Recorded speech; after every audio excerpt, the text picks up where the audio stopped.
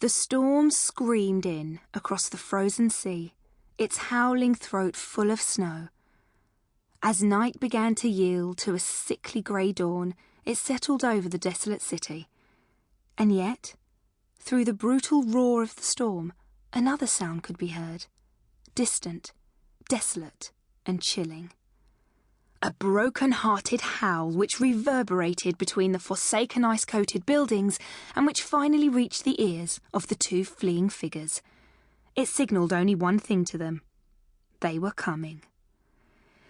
If her heart didn't burst inside her chest within the next 2 minutes, Martha would be downright astonished. Sweat glued her t-shirt to her back and advanced in a glistening sheen across her brow. Her muscles screamed for energy, but there was little left to give. She continued to stagger on through the frozen cityscape, supporting the almost dead weight of the old man hanging off her shoulder. She stopped for a moment, heaving him upwards to get a better grip. "Come on!" she screamed. "You've got to keep moving!" The old man looked weakly up at her, his bluish lips parting in what Martha assumed was meant to be a smile. "I'm sorry," he croaked. "I'm so sorry."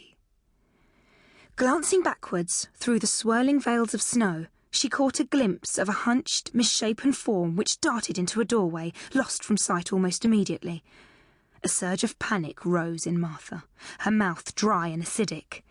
They had to reach the TARDIS, and quickly.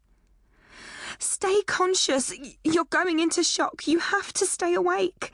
she yelled at the old man. But she was losing him. His body sagged in her arms, his weight dragging her to her knees in the powdery snow. She lay there, her arm protectively thrown over the old man's frail, tissue-thin body. Her mind raced. She had to get up. She had to keep going, had to reach the sanctuary of the TARDIS. She had the will, the spirit for fighting.